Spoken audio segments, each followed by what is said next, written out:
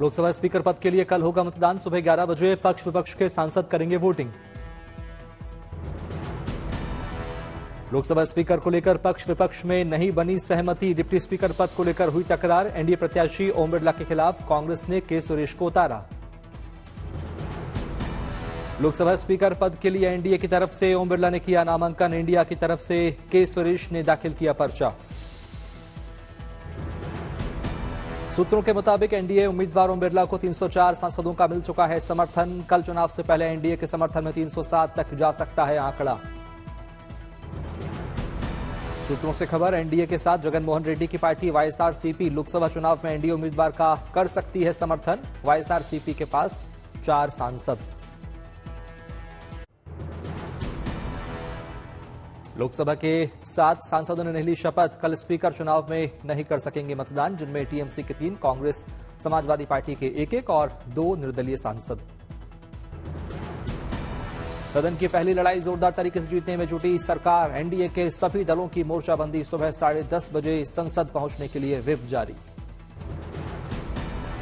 Speaker चुनाव के लिए कांग्रेस ने जारी किया व्हिप। कल सभी सांसदों को संसद भवन पहुंचने के निर्देश।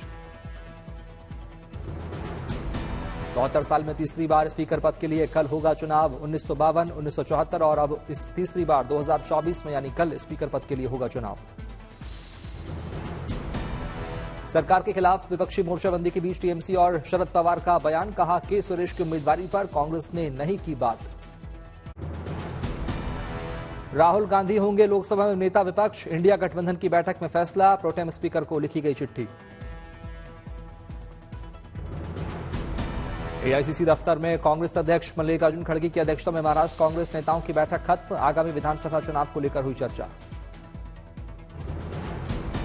आगामी चुनाव को लेकर बोले महाराष्ट्र कांग्रेस प्रभारी रमेश चेन्निथला। कहा महाविकास अघाड़ी के रूप में मिलकर चुनाव लड़ेंगे। महाराष्ट्र में महाविकास अघाड़ी की सरकार बनाएंगे। आगामी चुनाव को लेकर 14 जुलाई को मुंबई में कांग्रेस की बैठक। विधानसभा चुनाव को लेकर बनाई जाएगी आगे की रणनीति। रमेश चेन्निथला ने दी जानकारी। महाराष्ट्र में महाविकास अघाड़ी की जीत पर बोले महाराष्ट्र कांग्रेस अध्यक्ष नाना पटोले। कहा संविधान बचाओ की मुहिम के असर से महाराष्ट्र की जनता ने दी बड़ी जीत। कांग्रेस सांसद राहुल गांधी ने 18वीं लोकसभा के सदस्य के रूप में ली शपथ। राहुल के हाथ में दिखी संविधान की कॉपी। सदन में गूंजे भारत जोड़ो के नारे। कांग्रेस महासचिव प्रियंका गांधी ने राहुल गांधी के शपथ को लेकर जताई खुशी। कहा बहुत खुशी हुई राहुल को शपथ लेता देख। समाजवादी पार्टी की सांसद डिंपल यादव ने 18वीं लोकसभा सदस्य के रूप में ली शपथ। कहा अपने निर्वाचन क्षेत्र के लिए ज्यादा से ज्यादा करेंगे काम। कांग्रेस सांसद कार्ति चिदंबरम ने लोकसभा सदस्य के रूप में ली शपथ। तमिलनाडु के शिवगंगा लोकसभा सीट से सांसद हैं कार्ति चिदंबरम।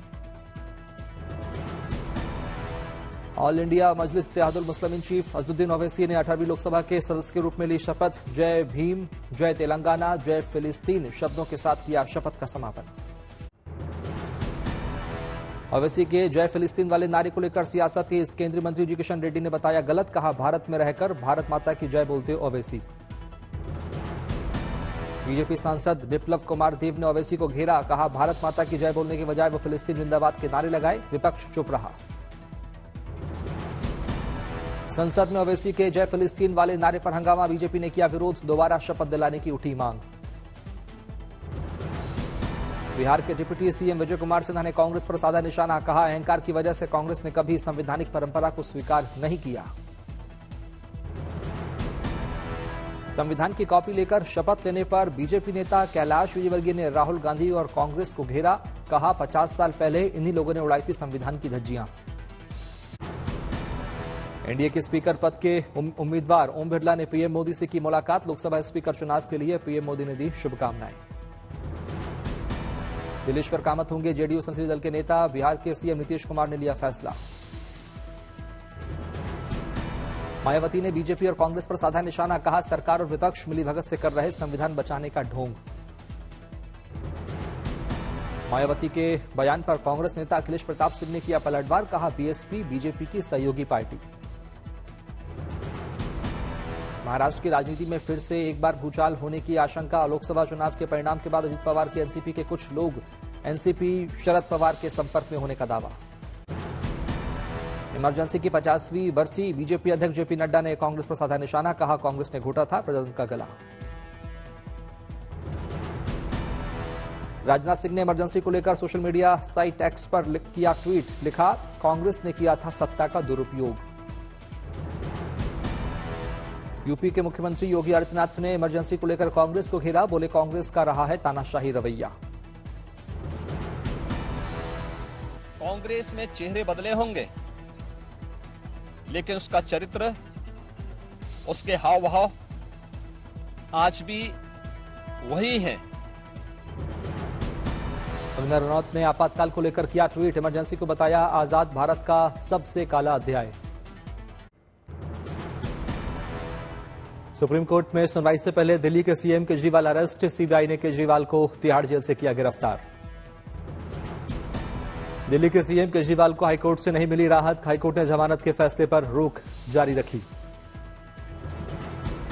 अरविंद केजरीवाल ने दिल्ली हाईकोर्ट में दाखिल किया 20 पेज का लिखित आवेदन, कहा ईडी के आरोपों पर उठाए सवाल।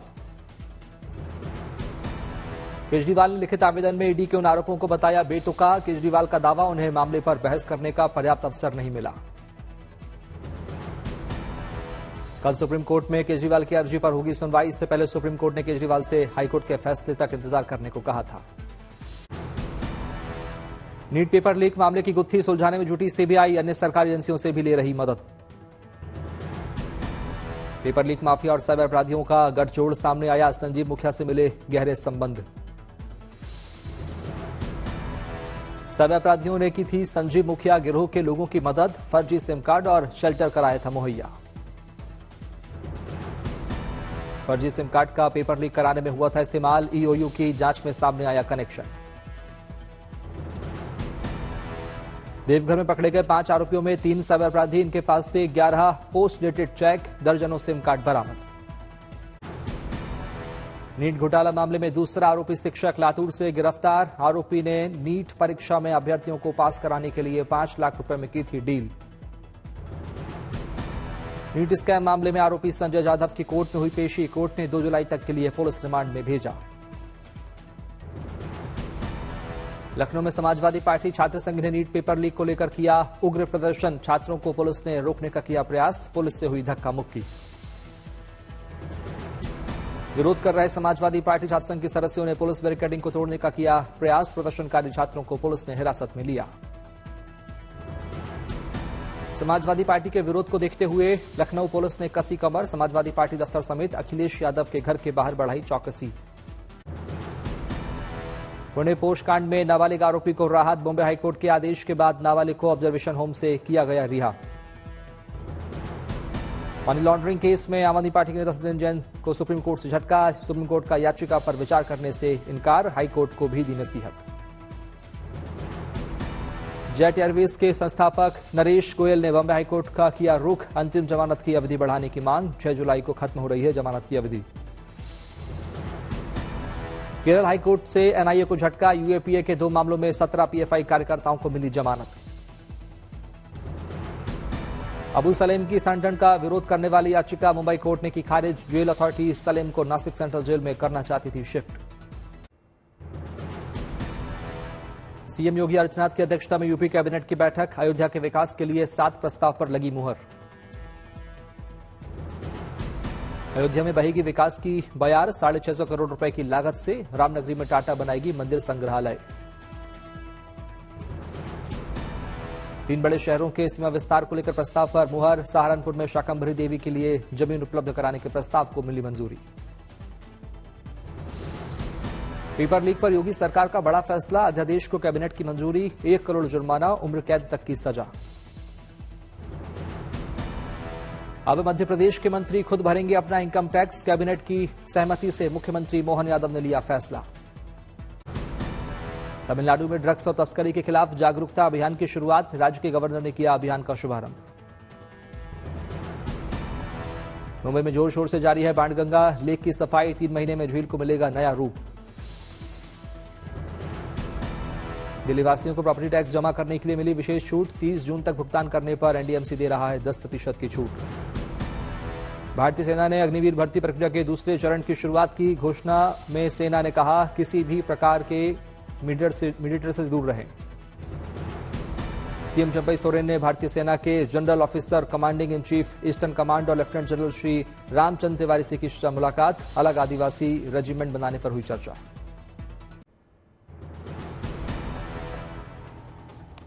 वैष्णो देवी के भक्तों के लिए गुड न्यूज। जम्मू शहर से माता के भवन तक शुरू हुई हेलीकॉप्टर सेवा। इस हेलीकॉप्टर सेवा में प्रति व्यक्ति सेम डे पैकेज की कीमत 35,000, जबकि अगले दिन रिटर्न पैकेज की कीमत 60,000 है।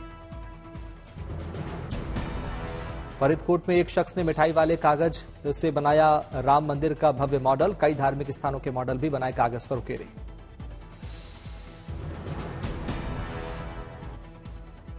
गुरुग्राम के गांव में घूमता नजर आया तेंदुआ, सीसीटीवी कैमरे में कैद। वन विभाग ने रेस्क्यू कर जंगल में छोड़ा।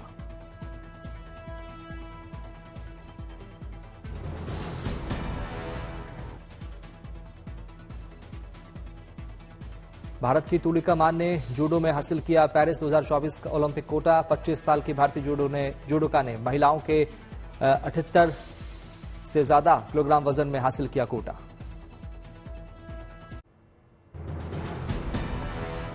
प्रयागराज में ट्रांसजेंडर्स ने की इंद्र देवता की पूजा। उत्तर भारत में प्रचंड गर्मी को शांत करने के लिए बारिश की प्रार्थना की।